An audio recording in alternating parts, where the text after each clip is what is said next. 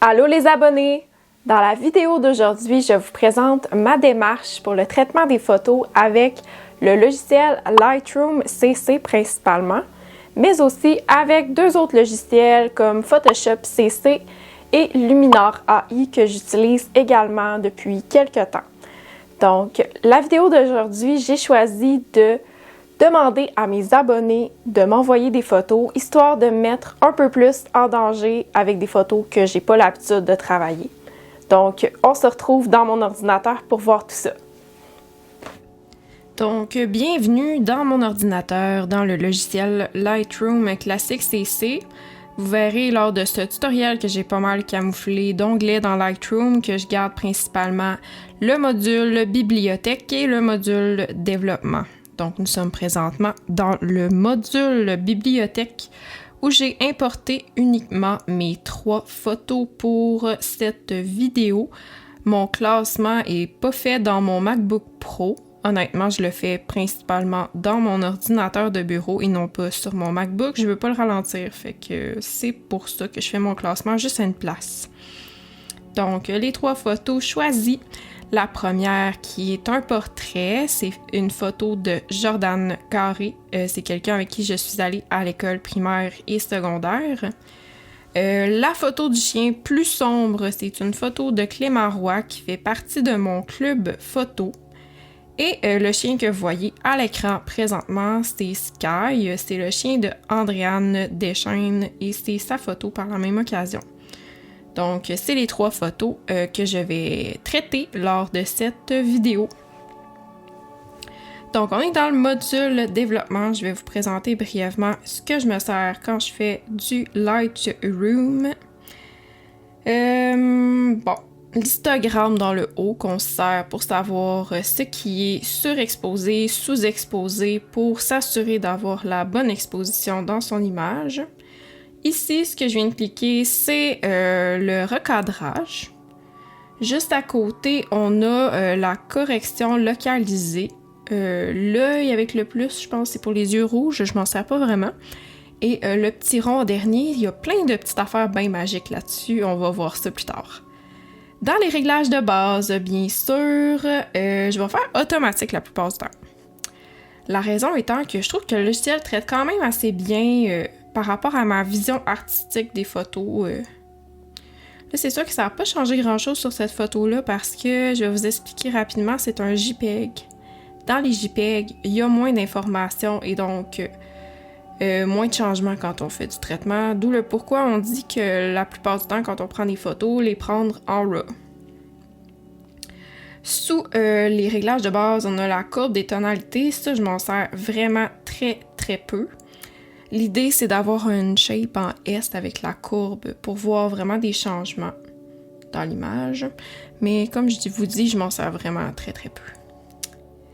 Fait que je le cache. TCL couleur, ça par contre, je m'en sers. Je m'en sers vraiment beaucoup. Je le classe par couleur, essentiellement, pour l'espace. Principalement pour l'espace que je le sers comme ça. Parce que si on met tout, ça descend très bas. Et que souvent, je vais travailler juste certaines couleurs dans l'image, je ne travaillerai pas toutes. Cet exemple-là est pas très bon parce que je pense que j'ai vraiment essayé toutes les couleurs dessus. Ça fait déjà une couple de mois que j'ai tourné ce tutoriel-là, mais je crois me souvenir que j'ai essayé toutes les couleurs pour voir quel rendu je voulais donner. Le vert. Finalement, je pense que j'ai fini par le saturer au lieu de le désaturer puis le mettre plus lumineux. Il me semble. Parce que je teste souvent les extrêmes pour savoir qu'est-ce que je vais faire avec une photo. Le bleu, je pense que je l'ai saturé un peu parce qu'il n'y en avait pas assez pour dire que je le désature. Puis avec le pelage du chien aussi, c'était pas très recommandé de le désaturer. Là, il perd des petits tons de bleu qui sont bien cute sinon. Color grading. Le color grading, c'est un peu comme une espèce d'ambiance de filtre Instagram, si je peux dire. Dans le color grading, on peut rajouter des lumières d'ambiance de certaines couleurs pour changer les tons généraux de la photo, mais c'est plus localisé que le curseur teinte qu'on a plus haut dans le logiciel. Donc, on peut décider de juste mettre ça dans les hautes lumières, de juste mettre ça dans les basses lumières, les tons moyens. Bref, on peut localiser exactement quelle couleur qu'on veut dans quel type de luminosité de la photo. Puis, ça, c'est un dosage un peu selon l'œil de chacun, je pense. J'ai pas vraiment de marche à suivre précise quand je fais du Lightroom, sincèrement, là.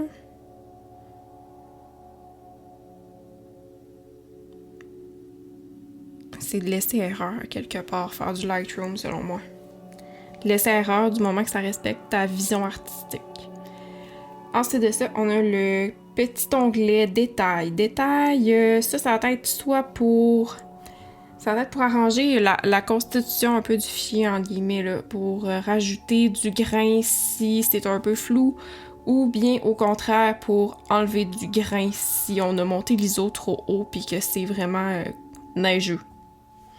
Correction de l'objectif, en général, je vais aller le cocher, mais là, vu que c'est un JPEG, ça n'a pas changé grand-chose. Transformation, j'y touche pas. Étalonnage non plus, j'y touche pas. C'est toujours bizarre, étalonnage. Par contre, effet, je m'en sers. Effet, je m'en sers principalement pour rajouter souvent du vignettage dans la photo. Si je veux vraiment rajouter une espèce de fil conducteur vers mon sujet là, dans la photo. Sauf que je le mets pas à l'extrême comme je vous l'ai montré là, bien sûr. Il y a des petites limites.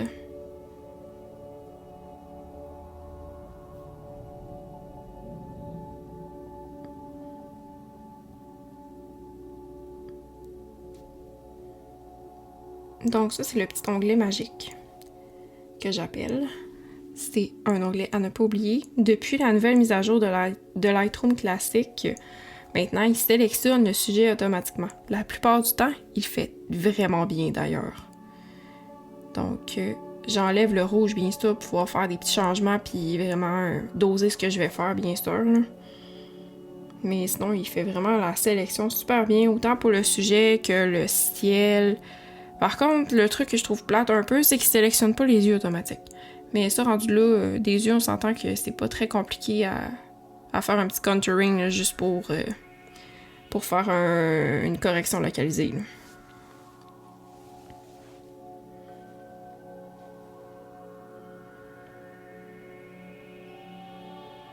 Fait que ça, on joue encore avec des réglages de base comme dans le logiciel normal, là, mais vraiment localisé à la sélection qu'on vient de faire du chien. Ça permet de détacher le sujet de l'ensemble de la photo. En général, je vais faire l'arrangement de la photo, surtout pour le fond, puis je vais récupérer mon sujet souvent avec vraiment la sélection du sujet localisé. Dernier petit point, très important selon moi, très important d'une manière générale à vrai dire, les yeux. Les yeux, j'en aurais long à dire sur mon opinion parfois très crue de certaines photos que je vois d'autres photographes, que ce soit des photographes de la région ou d'autres photographes d'ailleurs. Là. Le truc que je trouve déplorable, c'est que quelqu'un fasse pas attention aux yeux.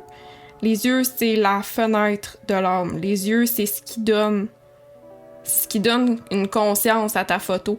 C'est ce qui va représenter ce qu'elle illustre. Fait que si ton chien a l'air d'avoir les yeux trop noirs, il a l'air mort.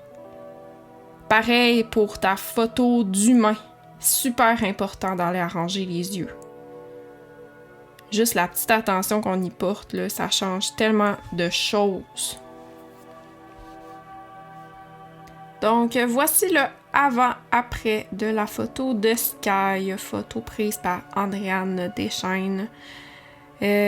Donc ça l'a pas mal popé le sujet, disons. Ça a rajouté vraiment une ambiance, ça l'a arrangé aussi. Il y avait un espace dans le ciel que je trouvais un peu moins intéressant avec la coupure de la photo, honnêtement. Là. Fait que j'avais besoin d'éliminer cet espace-là dans le ciel qui était, selon moi, de trop, d'accentuer les couleurs automnales. Bref, c'est le résultat final. On va faire la photo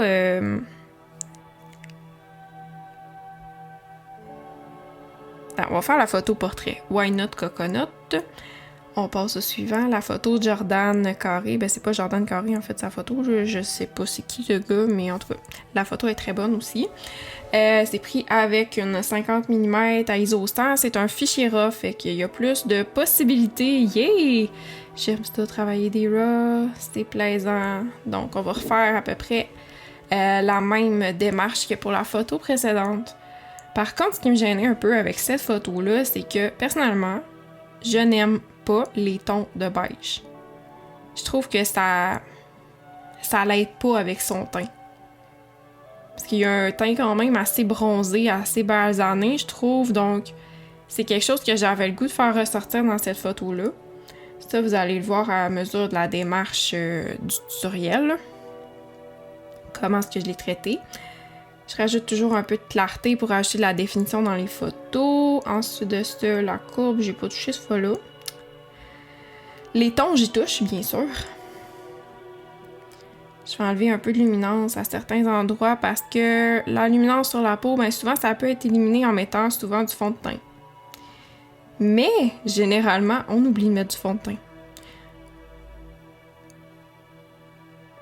Par exemple, avant de tourner cette introduction de vidéo-là que vous avez vue plus tôt, j'avais pas mis de fond de teint et il y avait des super spots à cause de mon spot de lumière. Fait que ça faisait des spots blancs dans mon visage. J'ai dû mettre du fond de teint pour m'assurer qu'il n'y ait pas de reflets désagréables. Fait qu'on change un peu la teinte du fond. Du jaune est un petit peu moins pire que du beige, je trouve. On va aller rajouter vraiment un color grading plus rosé. Plus rosé. Je voulais donner comme un effet romantique, entre guillemets, à la photo.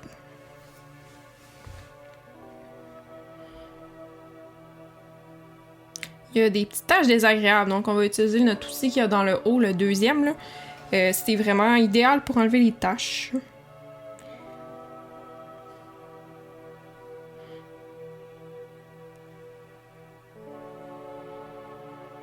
Bon, on s'en vient vers le rosé. On lâche pas.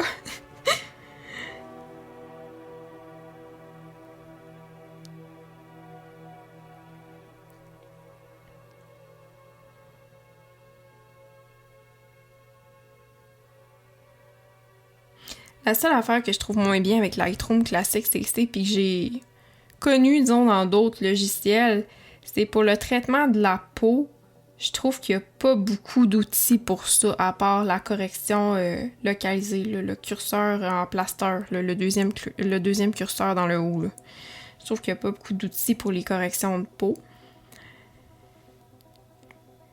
Fait que c'est le manque que je trouve qu'il y a dans Lightroom Classic CC, d'où le pourquoi j'utilise aussi d'autres logiciels quand j'ai vraiment des traitements de photos avec de la peau, avec vraiment des yeux qui sont détaillés, bref. Là, j'ai quand même fait un traitement de base sur les yeux. Petite correction de voile aussi. Je retourne souvent jouer avec mes curseurs précédents aussi, là, pour ajuster le tout, m'assurer que tout est conforme à ce que j'ai comme vision. Là, je suis pas en train de rajouter du rouge à lèvres, je suis juste en train d'y sélectionner la bouche, bien sûr. Ça serait un peu bizarre, sinon si j'ai rajouté du rouge à lèvres. On va rajouter quand même un peu de saturation à ce niveau-là, parce qu'on veut mettre le rose en valeur.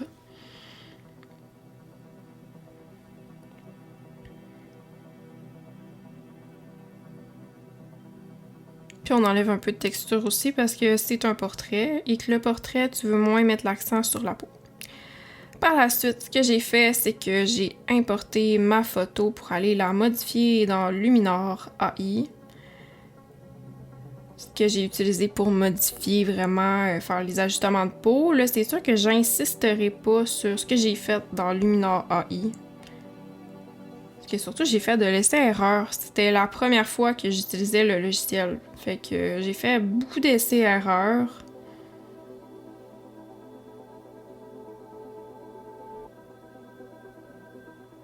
C'était surtout essentiellement pour atténuer les rides dans son visage puis mettre ses yeux en valeur. Par la suite, j'ai réimporté tout ça dans Lightroom. pour vous montrer le avant-après. Donc, avant-après, ça paraît quand même, hein? Mais ça prend une bonne photo en partant là, pour donner des bons résultats. Je suis quand même fière du résultat. Dernière photo qui est une petite photo de Clément.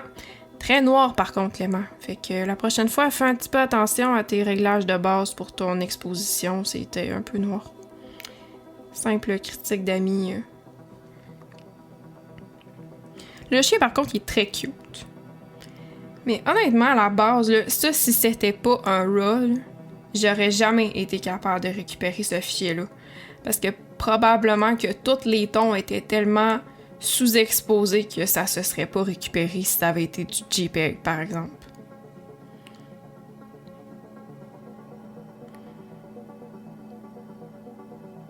Mais ça paraît quand même. Quand on récupère un fichier qui, à la base, qui n'a pas l'exposition la plus facile, la plus optimale, ça paraît quand même dans la qualité du fichier parce qu'on voit que ça... Non, en fait, c'est parce que le focus est mis vraiment sur le nez. Mais on voit aussi Clément dans l'œil du chien.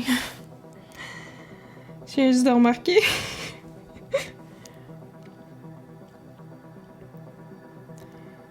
Donc lui, c'était surtout... Je l'ai surtout choisi pour vous montrer qu'est-ce que ça fait un RAW. Même si l'exposition est pas parfaite, ce qu'on est capable de faire avec un fichier RAW versus un JPEG. J'aimerais ça peut-être avoir un JPEG de qualité aussi basse lumière que ça. Juste pour tester un jour, faudrait que j'essaye ça. Dites-moi dans les commentaires si vous aimeriez ça dans une prochaine vidéo. Un petit test de qu'est-ce qu'on est capable de récupérer dans un JPEG versus qu'est-ce qu'on est capable de récupérer dans un fichier RAW. Je pense que ça serait un bon test comparatif à faire dans une prochaine vidéo. Je pensais peut-être aussi faire un... Vous me direz ce que vous en pensez là, dans les commentaires encore une fois, là, mais je pensais faire un test caméra versus téléphone. C'est sûr que la marge est très... La marge est très grande entre un et l'autre.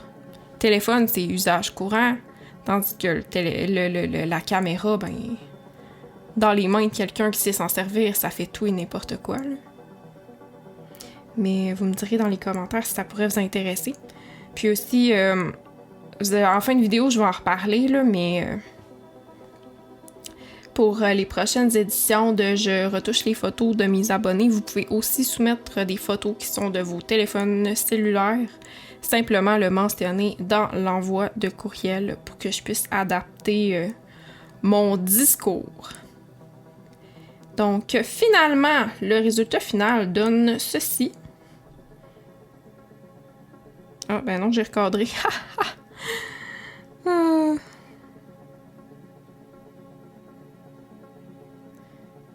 J'ai recadré, puis j'ai rouvert dans Photoshop.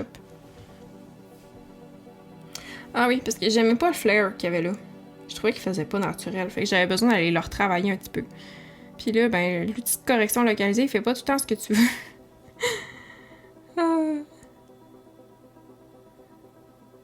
Des fois, il fait des bons résultats tout de suite en partant, mais d'autres fois, c'est plus rough.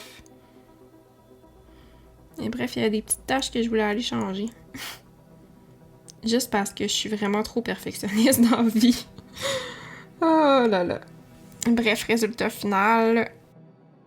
En tout cas, j'espère que la vidéo vous aura plu. C'était un nouveau concept que je voulais vraiment beaucoup mettre de l'avant en 2022.